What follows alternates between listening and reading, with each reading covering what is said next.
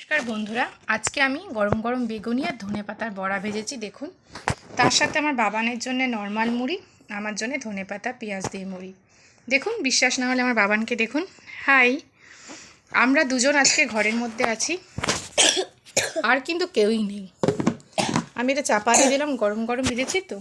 আমার বাবানের খুব কাশি হয়েছে, সর্দি হয়েছে। দেখুন, কাশি সর্দি হয়েছে, সেই জন্য বাবান বলল যে মা আজকে তুমি বেগুনি ভাজো গরম গরম। তাই আমরা এখন খেতে বসেছি।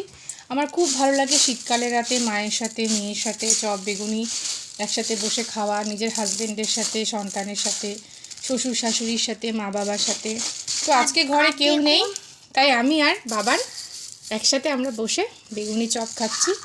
আর দেখুন, মুড়ি অনেক হ্যাঁ, মুড়ি বল বল। মুড়ি অনেক পাতলা আছে। আর দেখো, তাড়াতাড়ি নড়ছে, দেখেছেন?